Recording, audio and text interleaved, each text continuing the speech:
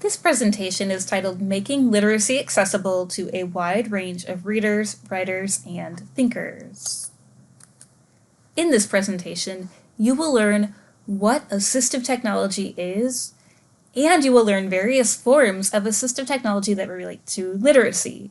Finally, you will learn a little about the Protocol for Accommodations in Reading, PAR, which is available on Canvas, where links are provided for the first and second part of the PAR PDF. Does literacy just mean the ability to read and understand text, or is there more to literacy? Think about your own working definition. Does your definition of literacy include words like reading, writing, interpreting information, expressing thoughts, and sharing knowledge?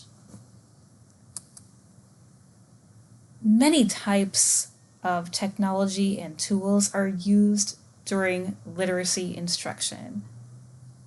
What types of tools or technology have you noticed in place in classrooms? Do you feel that this has changed since you were a student in K-12? If so, in what ways has this changed? Do you prefer hard copy books, digital books or e-text, auditory books? We all use many types of technology, tools, and equipment. However, people with disabilities need additional or customized technology or strategies to enable them to perform activities in the same way as their peers without disabilities. The added component of need is important in determining whether the tools and activities that students use would be considered assistive technology under the definitions in our federal legislation, the Individuals with Disabilities Education Improvement Act of 2004, IDEA, or the Tech Act of 1988. Whereas it is a great idea to incorporate technology into instruction, for all students, it's important to know the difference between instructional technology and assistive technology.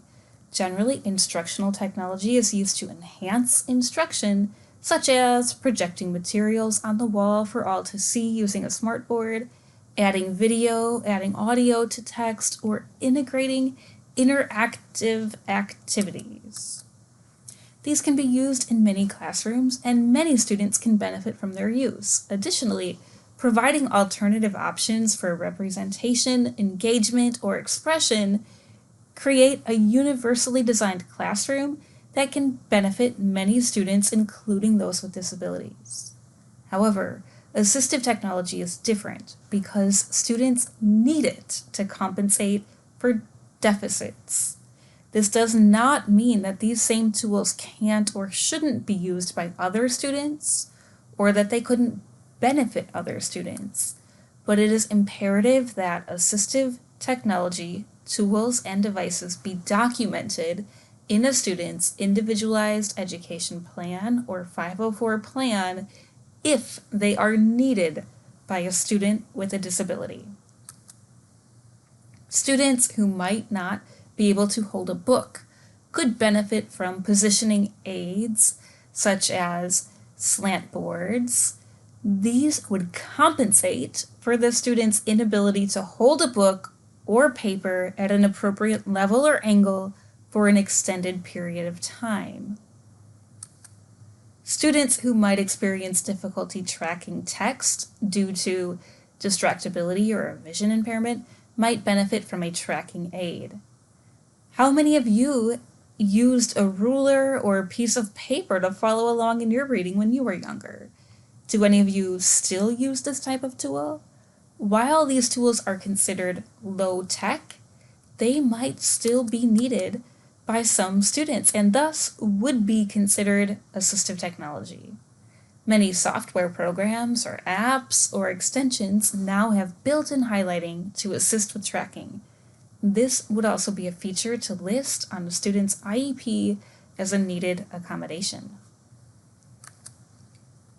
For some students, Highlighting a word or piece of text can increase their focus and attention. How many of you highlight as you read or take notes? Do you have a preferred color or product? There are some students for whom different colors provide greater benefit to their ability to stay on track when reading and comprehending information. There are students who may have scotopic sensitivity who demonstrate greater reading skills when different colored overlays are placed over the text. While this practice is not evidence-based at this time, it's still beneficial to explore this option and see whether it improves a student's performance. If so, can add this as an accommodation to a student's individualized education program. Students with specific learning disability or intellectual disability, for example, may be unable to decode or spell words, but they could understand meaning when to use it in their work. Word identification aids are not used as commonly today as they were in the past due to advances in technology with online dictionaries and translation tools. One way of accessing text for those with visual impairments is to enlarge the text. This can be done in a variety of ways, including using tools like magnifiers, binoculars, or closed circuit television. If we're reading material on a computer, tablet, device, smartphone, magnification is generally easy to complete and built in at no additional cost. If the simpler magnification tools mentioned on the previous slide are inadequate for someone's degree of visual impairment, specialized software such as Zoom Text can be used to enlarge text up to 60 times normal. However, it's important to know that this type of software can be expensive, and the viewing screen size may have an impact on the readability of the enlarged text. Just because a letter can be enlarged to 60 times its normal size does not mean that this text would be easily read if the screen size is only 6 inches. Function, evaluation, exploration would need to be considered to determine the most optimal size and program to meet the student's needs. Readability is a multi-platform program or app which decreases visual content on the page, thus allowing students to focus on the context of the article or text they are reading. This is a great free tool which can be used in conjunction with a screen reader tool. For many years, special education teachers have added pictures or symbols in order to aid students' understanding of text. Most of us would generally say that we can understand symbols quicker than reading text.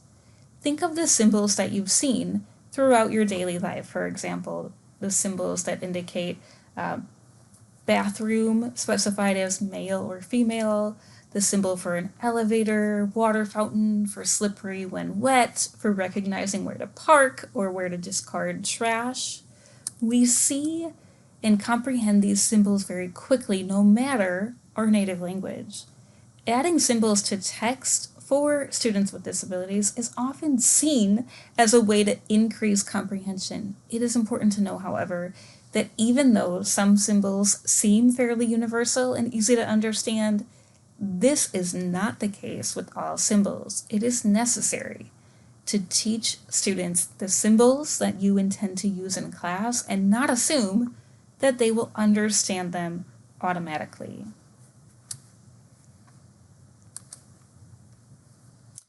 Another term sometimes used for digital text is e-text, which stands for electronic text. This could be text on a website or in an online book, such as those available on the Kindle or iPad. Digital or e-text can be found in a variety of places. It is important to understand that there can be a big discrepancy in the accessible features embedded within or able to be used within e-text. Some e-text or digital text allow the user to customize the font size, color, spacing, or highlighting, while others do not. Some digital texts have built-in navigability, the ability to find your place again, while others do not. If any of you remember reading books with audio cassettes when you were younger and trying to find a certain spot on the recording versus bookmarking a page on an iBook on the iPad, this makes more sense. It is imperative to know the features your student requires when selecting digital text for them to use in the classroom. Read and Write Gold's Chrome extension is free to teachers when they sign up using an education email.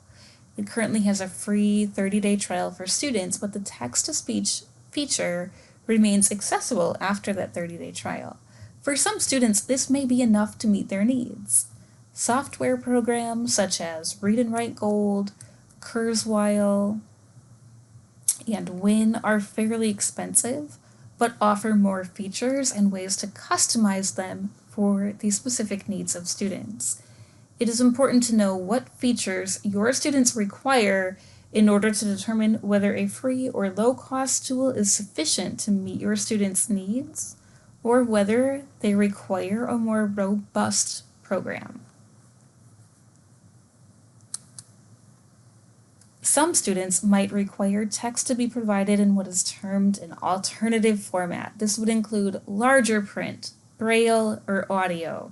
Utilizing one of these formats would not mean that the student is not reading on their own, just that the material is provided in an alternative format.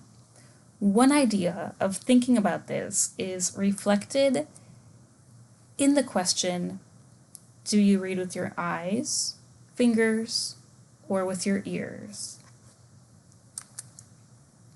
Alternative format books, which come in audio form, also need specialized tools to play or read the book.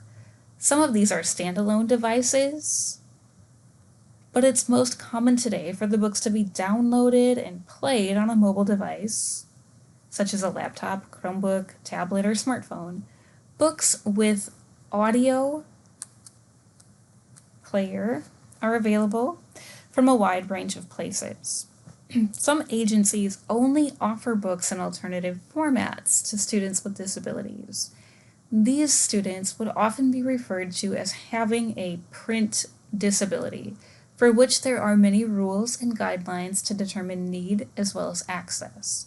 It is important to check with each agency to determine their specific rules regarding who qualifies to receive their materials.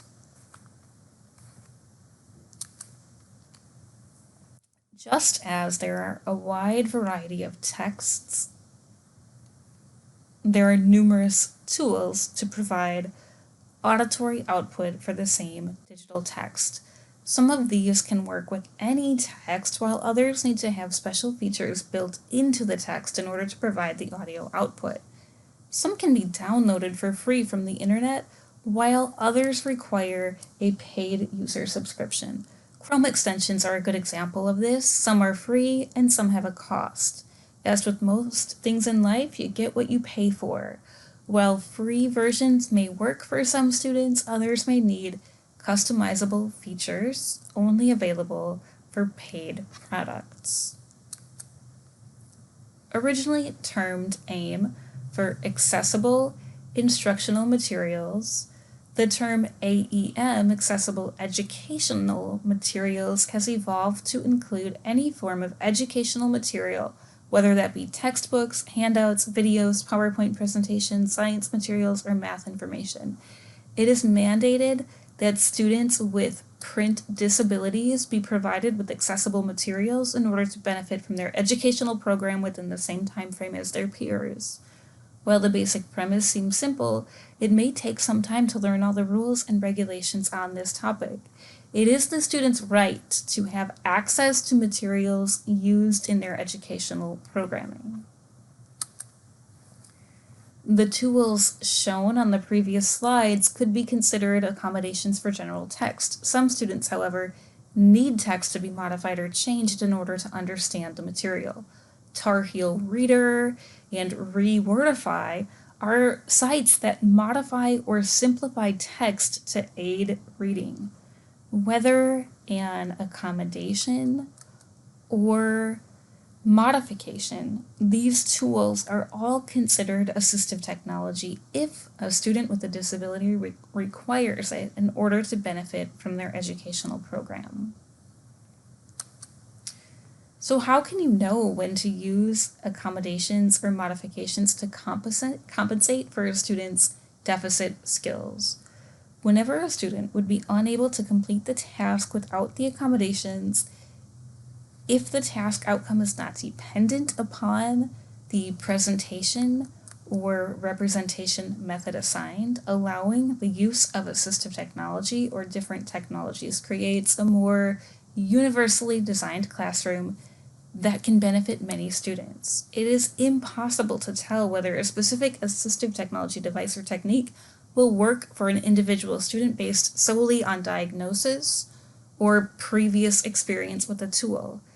Each student should have a chance to evaluate and trial an accommodation to determine whether it works for them, as well as if there are any specific features or ways the device should be customized. For example, word prediction may assist students with spelling difficulties, but some students' spelling difficulties are so severe that word prediction does not provide sufficient assistance. Similarly, text-to-speech may be more beneficial for a student if a different voice is selected or the speech rate is changed. The PAR, Protocol for Accommodations in Reading, is a screening tool used to determine a student's optimal reading method. Teachers, staff, or specialists administer the PAR, assessing a student's reading comprehension level in 3 different scenarios: students read aloud, adult reader, or a text reader format. The PAR is an evidence-based approach to compare the effectiveness of 3 reading accommodations. The PAR screens a student's ability to orally read a given passage, an adult reader reading to the student or listening to the passage through a text reader, and then answer comprehension questions. Students appropriate for a protocol for accommodations in reading assessment include students with documented disabilities, students who are receiving intervention supports in a response to intervention or multi-tiered system of support, general education students who are struggling with reading, English language learners, or emergent bilingual students. The free downloaded version of the PAR contains the manual, reading passages, and scoring guides. The PAR should be given only after reading the manual to determine what type of passage to use. It's also important to have a timer available. In addition to recording the comprehension score for each reading passage, checking for reading speed and accuracy is an important component in the assessment process. Recommendations for appropriate accommodations include reading conditions that are and are not effective, student preferences, strategies to promote reading independence, availability for school resources, professional development for staff, and strategies for home. While human readers are often found to be beneficial for students, this can be a drawback in day-to-day programming.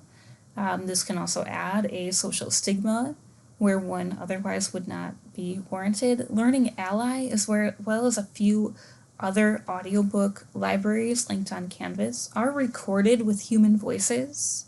These typically do not offer as many features to customize per student preference, but they are available for exploring through trial and error to test their effectiveness on students' performance. There are many more devices and programs to provide audio output to electronic or digital text all the time. This method typically offers some ways to customize features such as voice, font, speech rate, and inflection, but these may not always be available for every device. The method does provide a greater potential for independence as it could be used at any time, no need for an adult to be available, and can often be used with a headset, thus allowing it to be used within a classroom setting. An assistive technology device is defined as any item, piece of equipment, or product, system, whether acquired commercially off the shelf, modified, or customized, that is used to increase, maintain, or improve functional capabilities of a child with a disability. Now let's imagine that a student has a complex support need. To make a text accessible, the student might use assistive technology to read an adapted text. What are some examples of adapted texts? 3 methods for promoting access to on-grade level text for students with intellectual disability or high-intensity support needs include shortening the text, augmenting the text, and rewriting the text as a summary. Augmentations to the text help beginning readers and pre-readers. The poem Owl at Home appears on this slide and is augmented in 2 ways. First, keywords are paired with picture symbols to help the student text point as the teacher or AT device reads the poem. Second, a repeated storyline emphasizing the main idea of the poem is added after each stanza. Both beginning readers and pre-readers can anticipate that repeated storyline. Students who use augmentative and alternative communication can read the repeated storyline by activating a pre-recorded repeated storyline on an augmentative communication device when it is their turn to read.